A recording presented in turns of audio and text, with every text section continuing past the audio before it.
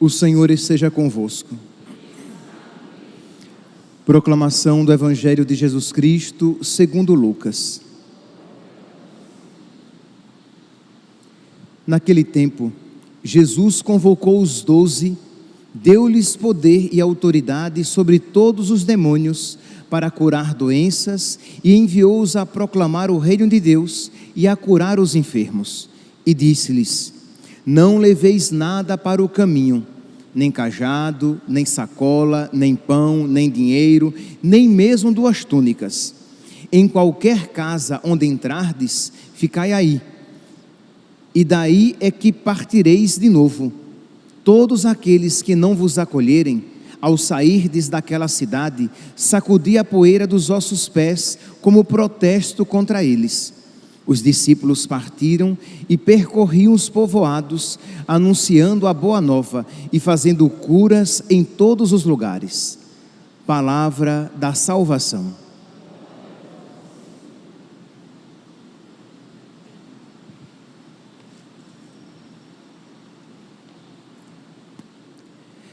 Caríssimos irmãos e irmãs, gostaria de refletir sobre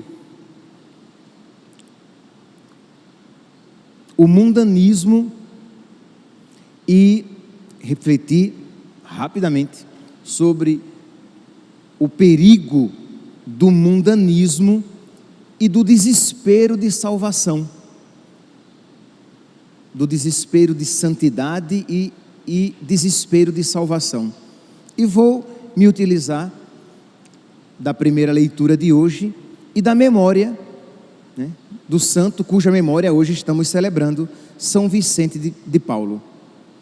Pois bem, na primeira leitura de hoje, retirada do livro de Esdras, o contexto aqui é o seguinte: o povo de Deus tinha saído do exílio, o rei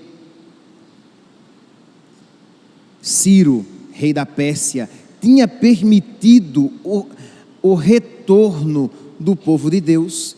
Só que o povo de Deus, depois de muito tempo na Babilônia, tinha se contaminado com os seus costumes, isto é, a convivência e até, de certa maneira, a convivência razoavelmente pacífica fez com que o povo de Deus adquirisse, incorporasse costumes totalmente contrários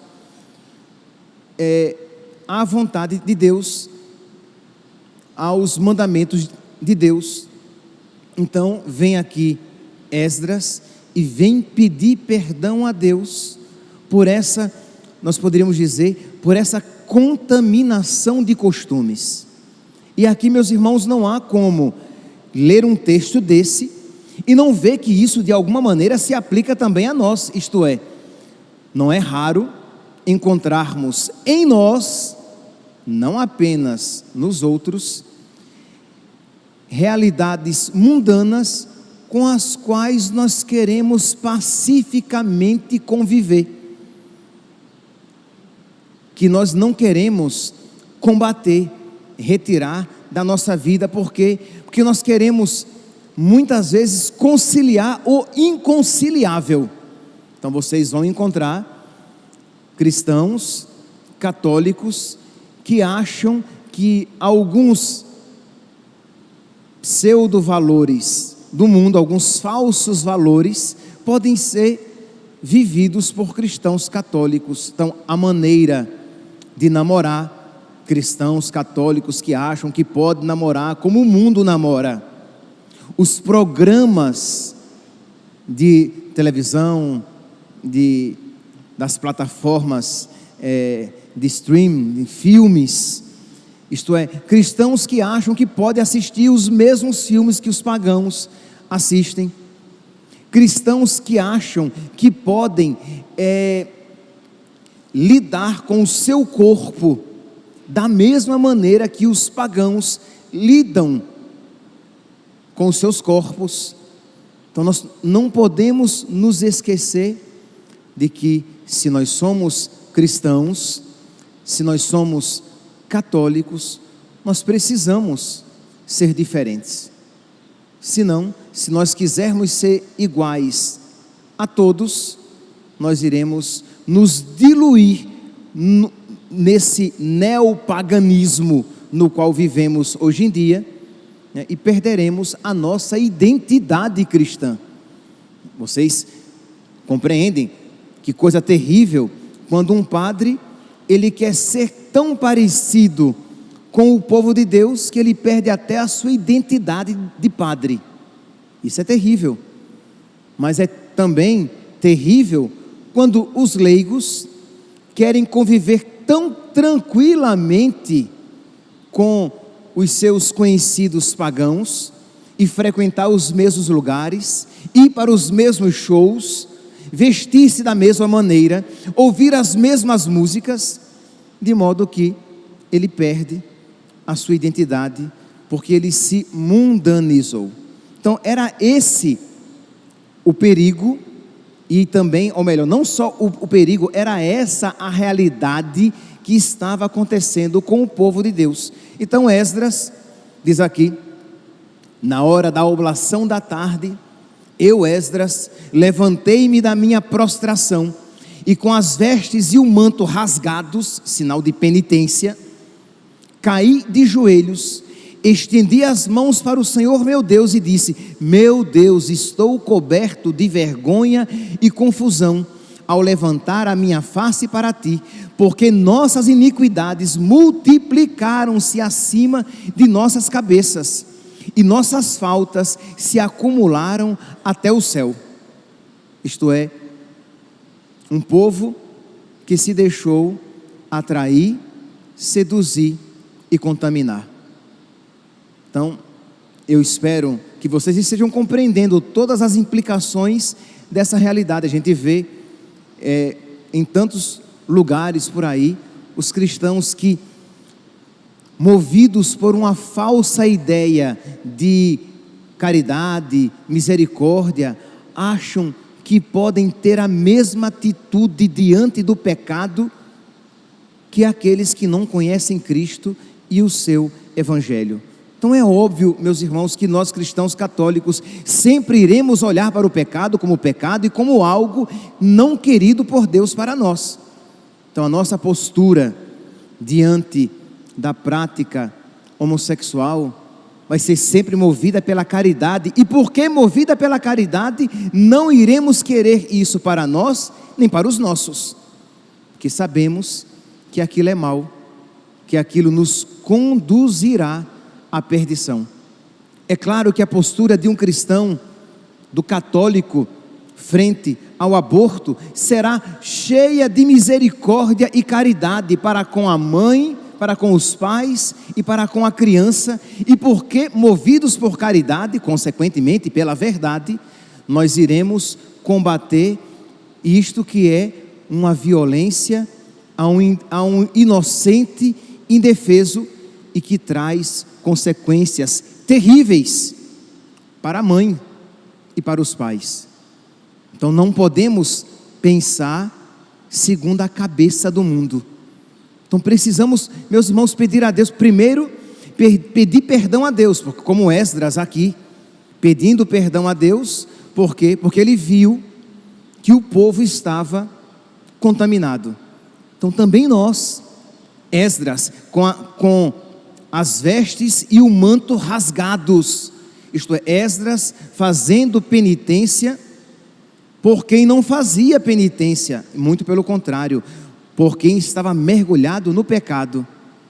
E a pergunta é: nós estamos fazendo penitência pela conversão dos pecadores? Nossa Senhora em Fátima que disse, né? Muitas almas se perdem, muitas almas caem no inferno, porque não há quem por elas faça penitência, não há quem tenha caridade. E aqui, meus irmãos, é claro, eu estou falando também, sim, pela conversão dos pecadores, todos os pecadores, mas às vezes, e não são raras as circunstâncias em que pais não fazem penitência pelos seus filhos, em que filhos não fazem penitência pelos seus pais, isto é, não há caridade sequer com os parentes mais próximos, com os parentes de sangue, como nós costumamos dizer. Quer dizer, nós nos esquecemos. Por quê? Porque nós nos mergulhamos, estamos mergulhados de tal maneira neste mundanismo, que já não nos espantamos com o mundo. Por mundo aqui, compreenda tudo aquilo que é contrário a Deus, ao seu evangelho, à sua mensagem. Nós já não nos espantamos com o mundo presente em nós e nos nossos. Então está aqui Esdras fazendo penitência e oração pelo seu povo, e ele continua aqui no versículo 8: mas agora, por um breve instante, o Senhor nosso Deus concedeu-nos a graça de preservar dentre nós um resto e de permitir que nos fixemos em seu lugar santo. Foi a saída da Babilônia e o retorno agora para reconstruir a cidade de Jerusalém. Pois éramos escravos, mas em nossa servidão o nosso Deus não nos abandonou. Antes, conseguiu para nós o favor dos reis da Pérsia. Então Deus, Esdras também canta a misericórdia de Deus, que apesar dos pecados do seu povo, não se esquece do seu povo e concede as graças necessárias para que aquele povo se reerga do seu pecado e saia da vida velha. Meus irmãos, esta verdade conhecida já no Antigo Testamento deve ser muito mais profundamente crida por nós que conhecemos Jesus, que sabemos do que é que se falava quando se dizia misericórdia e piedade é o Senhor. Ele é amor, é paciência, é compaixão. O Senhor é muito bom para com todos, sua ternura abraça toda a criatura. Quando um judeu ouvia isso, ele não tinha profundidade de conhecimento desta verdade. Nós, quando olhamos para Jesus, compreendemos. Pois bem, então isso nós vemos aqui na primeira leitura de hoje, mas existe uma mensagem semelhante a esta, se nós olharmos aqui para a vida de São Vicente de Paulo. São Vicente, nós estamos aqui no século XVI, São Vicente nasceu no final do século XVI, 1581, e morreu com quase 80 anos, em 1560. São Vicente, então, muito conhecido pela sua caridade para com os pobres desprovidos de bens materiais, mas São Vicente, que era muito cuidadoso também com os pobres desprovidos de bens espirituais. Isto é, ele cuidava dos pobres desprovidos de bens materiais, porque ele via Cristo nu, doente, com fome, e nisto consiste a verdadeira caridade. Nisto consiste a verdadeira caridade, isto é, de ajudar aquele que não tem o necessário para a sua subsistência, mas ele queria ajudar aos pobres desprovidos da verdade. Nós estamos aqui no final do século XVI, início do século XVII, meados do século XVII, em que a igreja lutava contra o jansenismo. Quem eram os jansenistas? Os jansenistas eram padres, bispos, tidos e havidos como católicos, mas que tinham uma contaminação em suas ideias. Eles eram jansenistas. Eles tinham sido influenciados pelo calvinismo protestante. E aqui o gancho que nós fazemos com a primeira leitura lá na primeira leitura mostrava o povo de Deus contaminado pelas ideias e pelos costumes dos pagãos. Aqui nós vemos os cristãos contaminados pelas ideias e os costumes dos protestantes calvinistas. E uma das suas teses dos calvinistas era o quê? Que Deus tinha reservado apenas a alguns para a salvação, os predestinados à salvação, e a grande maioria predestinada à perdição. De modo que, independentemente do que eles fizessem, eles se perderiam, eles iam para o inferno, porque apenas alguns tinham sido predestinados para a salvação, enquanto a doutrina católica é: Deus quer que todos os homens se salvem e cheguem ao conhecimento da verdade. Então somos todos chamados à salvação.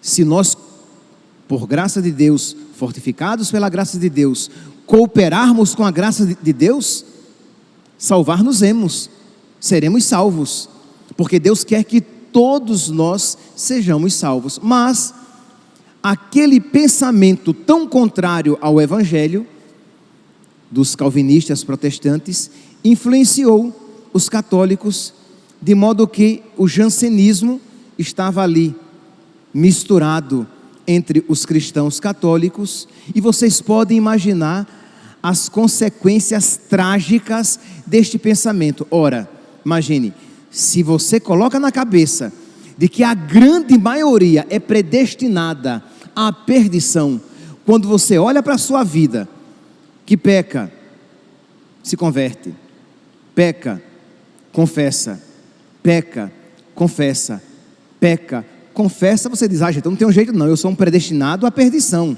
A maioria é predestinada à perdição. Por quê? Porque se nós, católicos, que cremos que Deus quer a salvação de todos e concede a graça para que todos se salvem, podemos nos sentir tentados ao desespero com a experiência dos próprios pecados. Imagine com a heresia do jansenismo, que dizia exatamente isso: a grande maioria vai para o inferno, e vai para o inferno porque Deus predestinou, só apenas um pequeno grupo será salvo. Então, São Vicente de Paulo, movido pela caridade, que queria tirar da indigência espiritual, da pobreza espiritual, que é o erro, e que caridade, meus santos, é tirar alguém do erro, é tirar alguém da mentira.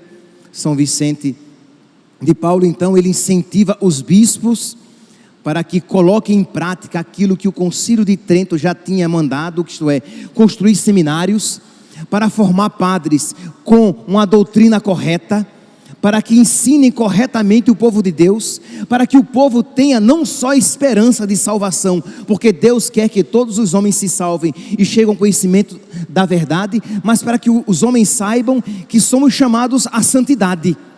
Isto é, não apenas Deus quer que todos se salvem, mas Deus quer que todos nós vivamos à altura do seu Evangelho.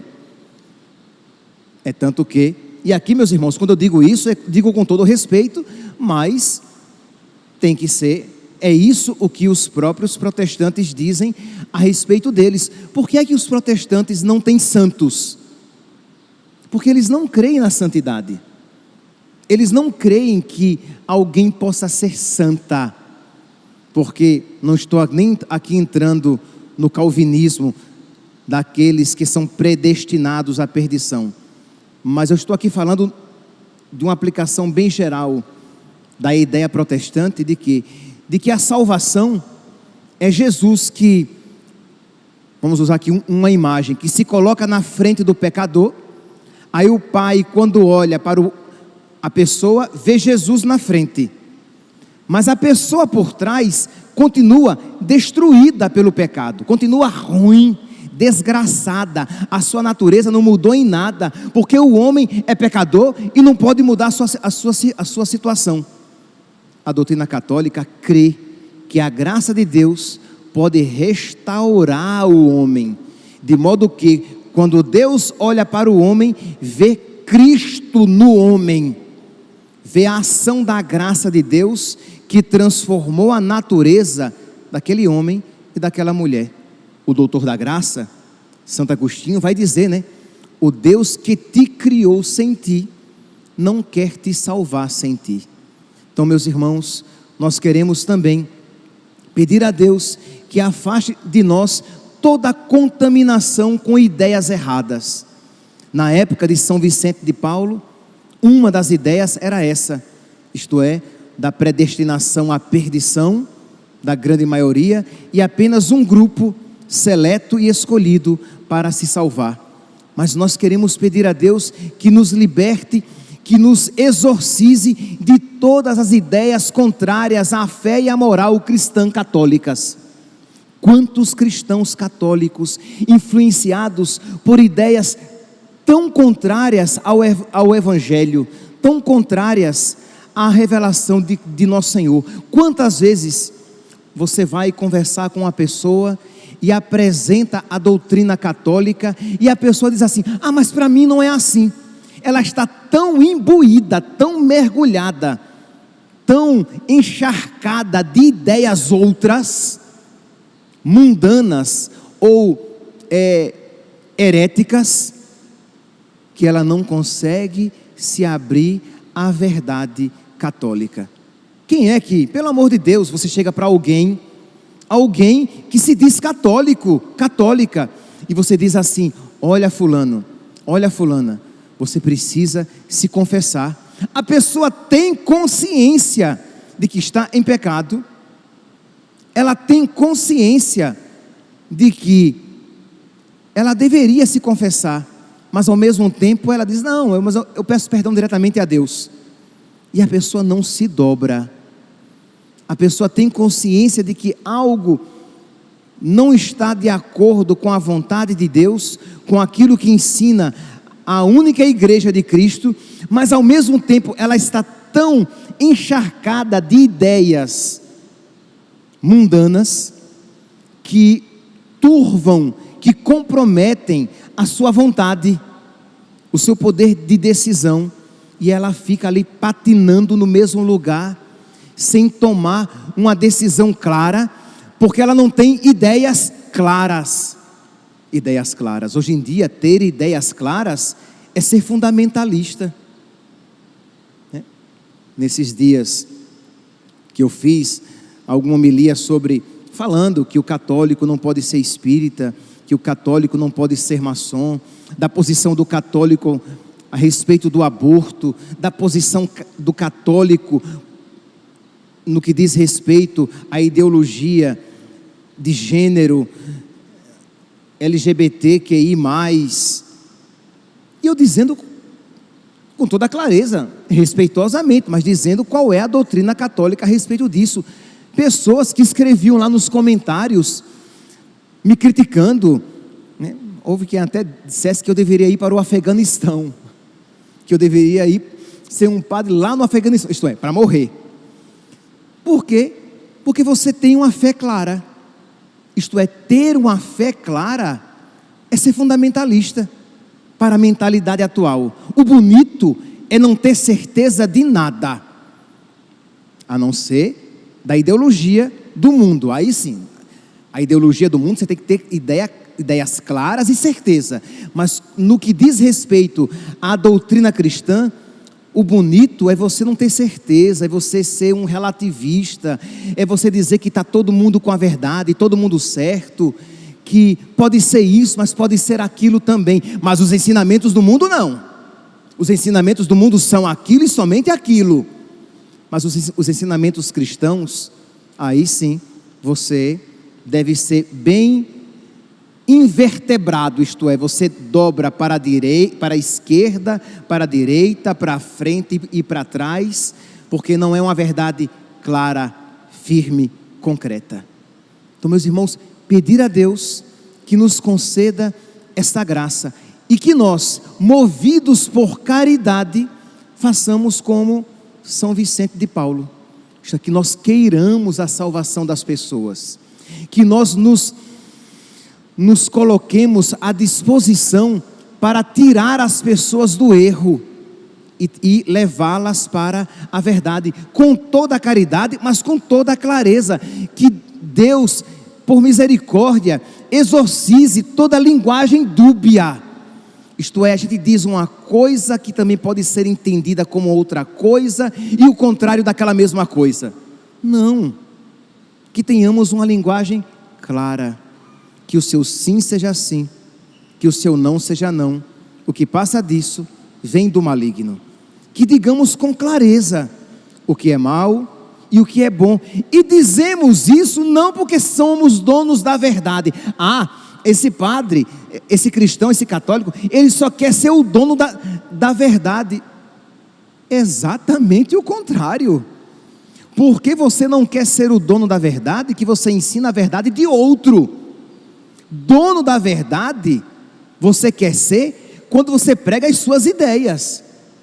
Mas quando você prega aquilo que sempre foi ensinado por Cristo, você quer tudo menos ser dono da verdade. Você quer ser servo da verdade.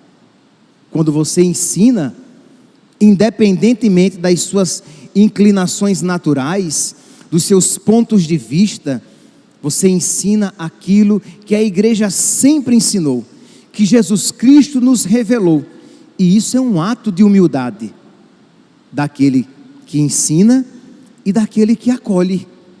Então que Deus exorcize essas ideias loucas que o mundo moderno colocou na cabeça de muitos homens e mulheres da igreja, de modo que nos amordaçaram.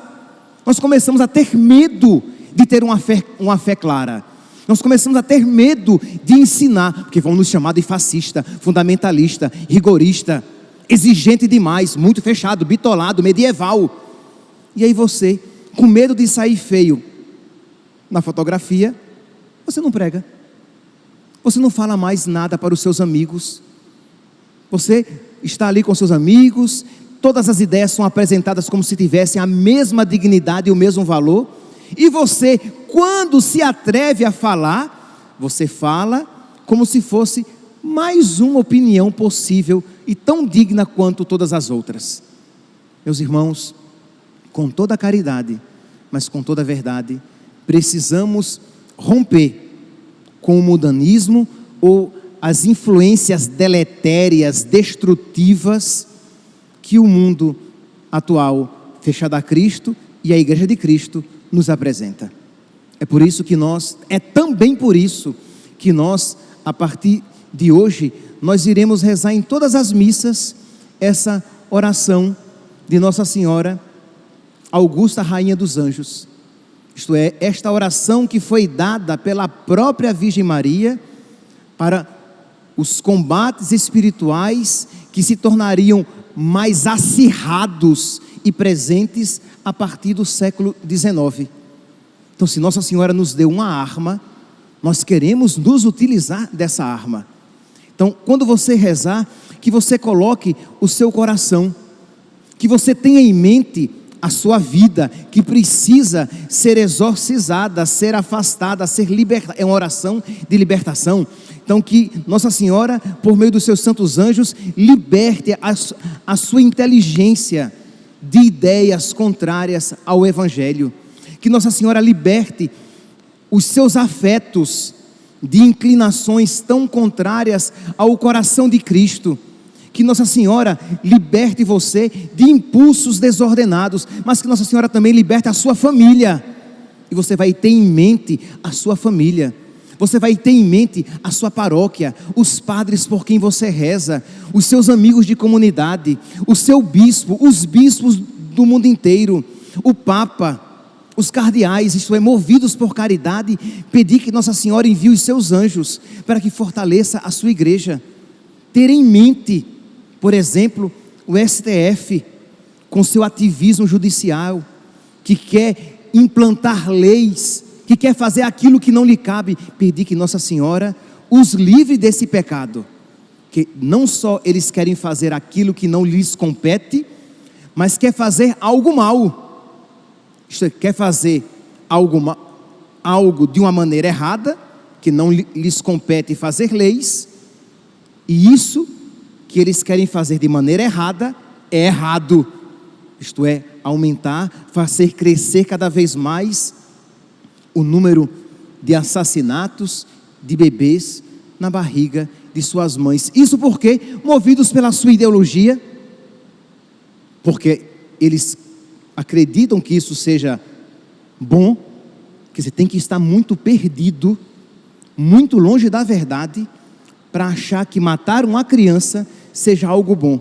Isso movido pela pressão de muitas outras instituições que querem que isso seja institucionalizado no nosso país. Então, pedir que Nossa Senhora envie os seus anjos, para que os santos anjos da guarda venham em nosso auxílio, para que os anjos da guarda, das crianças, dos bebês, venham em nosso auxílio neste combate espiritual.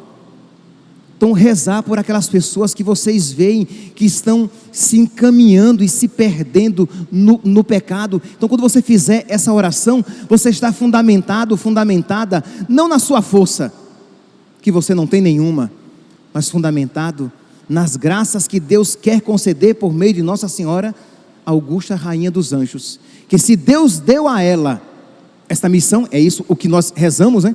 Augusta, Rainha dos Céus, soberana mestra dos anjos, vós que desde o princípio recebestes de Deus o poder e a missão de esmagar a cabeça de Satanás.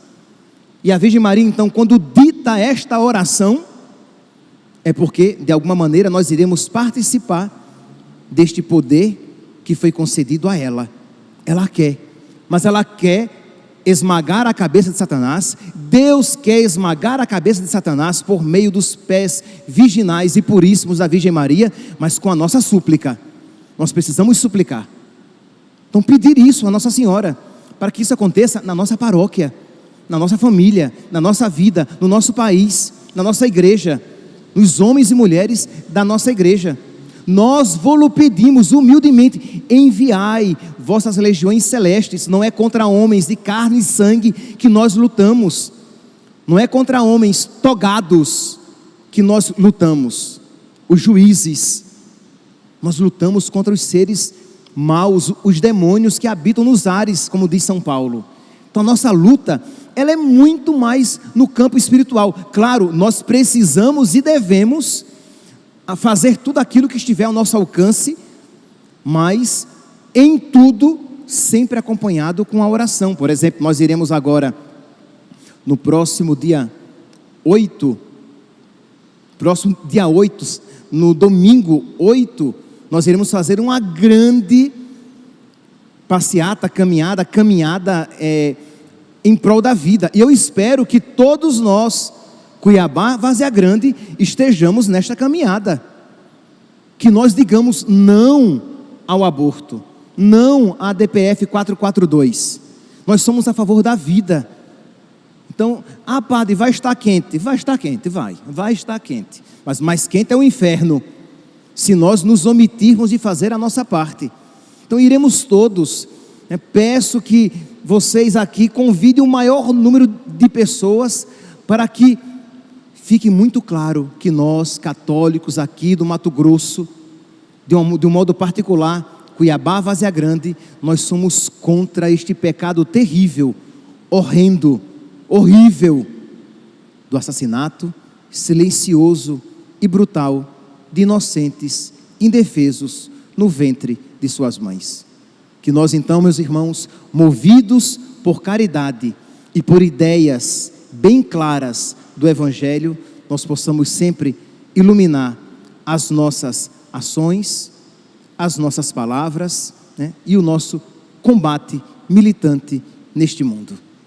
Louvado seja nosso Senhor Jesus Cristo, para sempre seja louvado.